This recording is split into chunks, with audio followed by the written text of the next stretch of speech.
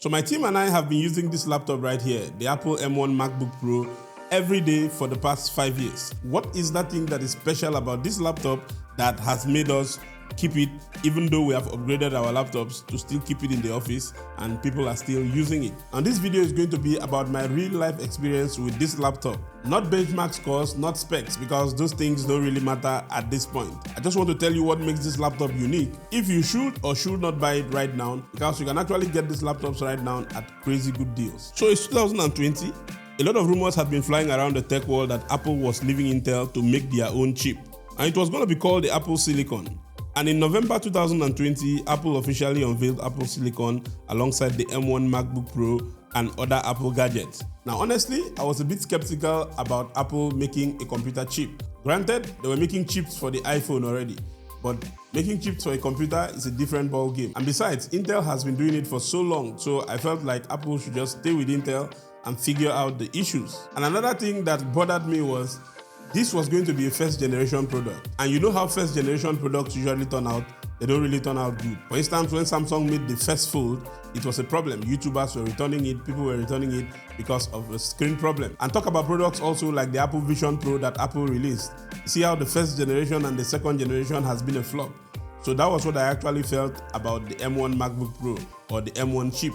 At first, the price of this laptop was what was a bit surprising. The M1 MacBook Pro started at about $1,300 or $1,500 for the base model, and it was honestly too good to be true. So I had to pick up one for myself, and as soon as I picked up this laptop, I realized what Apple had done. With all these amazing specs, benchmarks, speed, performance, and somehow they had managed to keep the price so low that even competitors like Dell had to respond quickly. You're going to see a lot of tear and wear on this unit that I'm using for this review, but I'm using this one because I want you guys to see in real time how this laptop had survived. There's a lot of tear and wear on the body, there's a lot of scratches, and if you look at the screen here, there's a little crack there. That one happened a few months after I bought the laptop. I think I forgot my earpiece inside there and tried to close it. But to show you the durability, even with that crack, it has stayed like that for over 4 years. And also the sticker at the back, I put it immediately I bought the laptop. There's nothing wrong, I just put it there because I like it. The M1 MacBook Pro comes in one size, which is 13.1 inches. This means this laptop is very portable. It became my go-to laptop because I could easily fit it in any bag,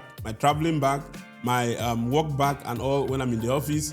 It was just easy to carry around because of the portability.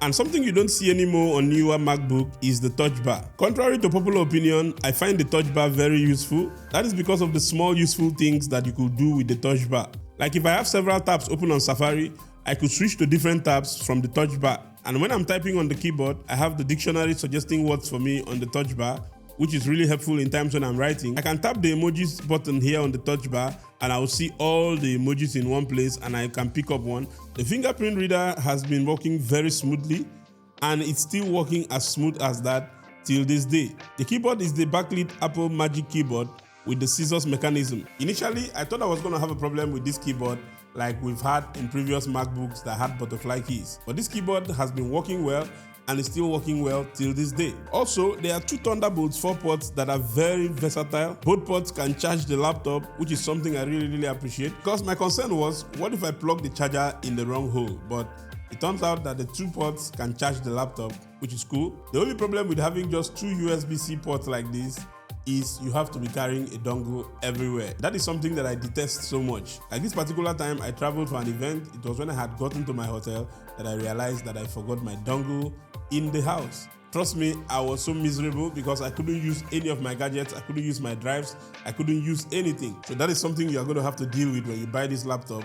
It just has two USB-C ports and that's it. But the thing is, even after 5 years of using this laptop actively, the ports are still very tight. If you plug something on it, you still hear the click.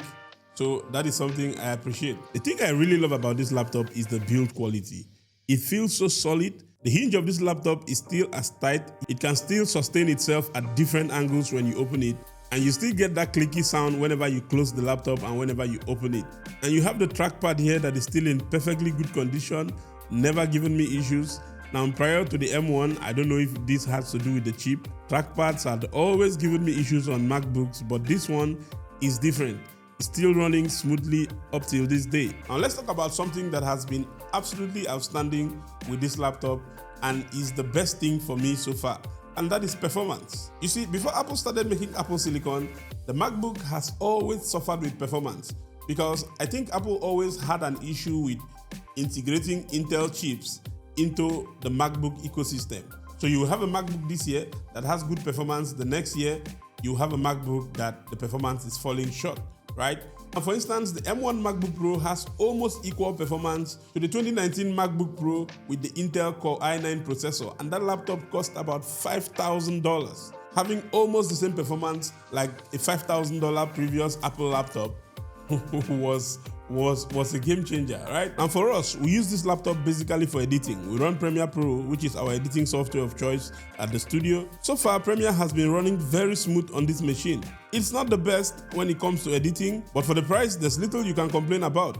For instance, when I'm doing something that has to do with graphics on the timeline, something that is intensive, the system struggles a bit. So to work around that, most times I'll just have to lower the playback resolution and then it will run smooth after that. But outside of that, it runs Premiere Pro and other editing softwares very smoothly. But if you're into motion graphics, I will advise you go for the M1 Max or maybe the M2 Max, because this very model struggles with motion graphics softwares. This laptop can barely survive After Effects. So don't buy this one if you're into motion graphics. You can just save up money and go for something that is a little bit higher than this one. If you're somebody that is just doing regular office work, receive emails, do your thing, that kind of stuff, you are a student that you're doing assignment, doing research and all, this laptop is the perfect laptop that you should go for right now. And this laptop is almost noiseless. The only time you hear the fans on this laptop go off is probably when you are doing high CPU intensive work, like you're editing a video, you are rendering a 4K video, then you will hear the fans will go off. And that is something that Apple Silicon has done that I think we don't talk about enough. Prior to Apple Silicon, Intel MacBooks were always noisy. The fans were always going off. Like for instance, now I have a MacBook in front of me here. You cannot hear the fans. It doesn't even make any noise until I do something that will actually warrant it to throttle. That's where you're going to hear the fans go off. And after 5 years, I thought the software and OS updates on this laptop will be scarce. I thought I would start having software issues and all of that. But again, this is the advantage of Apple Silicon. It appears that because it's Apple Silicon, Apple has found a way to make these laptops run longer and smoother even after so long. So basically, all softwares at this point still run very smoothly and the machine is still responsive as it should be. macOS 26 was released, so I updated this laptop, and after the update, the laptop has been running smoothly. Software support is still as it is from day one that I bought the laptop, and no software compatibility issues at this point. All softwares still run as they are intended to run. And the M1 MacBook Pro has a good battery even after 5 years. Officially, Apple said the battery of this laptop will last for about 18 hours. But I was getting about 10 to 12 hours when I bought the laptop newly. So after 5 years of using it, the battery still lasts between 5 to 7 hours, which honestly is incredible because most Windows laptops, even though they are brand new, can barely boast of 3 hours battery life. So having 5 to 6 hours or 7 hours battery life after 5 years is a big deal. Battery health at this point is about 78%. And even at 78%, I can barely complain because the battery still lasts a lot. Also, let's talk about the display of this laptop. This display is 13.3 inches. For the price of this laptop, the display has actually performed very good. Don't get me wrong, this is not the best display, but it works as intended. I've used this laptop for color correction and color grading, and the result was better than I envisaged. And another thing that I thought would happen by this time is maybe the display will start flickering and all of that, and those issues have not been there. The quality of this display is still as good as the one that I bought the laptop. And just so you know, this is the same Retina display that Apple still uses for most of the M series laptop even this day. Now, if you're somebody that is just doing basic work, office, you're a student, this M1 Mac is still worth your every penny. Because compared to the new Macs like the M3 to the M5, there will really not be that much of a difference for a daily user. But if you want to buy this for the sole purpose of editing, then I recommend you get the M1 or M2 Max if you're on a budget, because the performance of those ones are a little bit better. That has been our experience with the M1 MacBook Pro. That's why we still use it till this day. I personally don't use it because I've upgraded to another MacBook that has better firepower, but someone else in the studio still uses this and it still works quite good. So there are other videos here on the channel if you would like to see the comparison of the iPhone or the review of the iPhone or a long-term review of the Samsung Galaxy A56. You can click on the screen here to go and watch those videos. Until the next time, my name is Kingsley. I'll catch you again in the next one.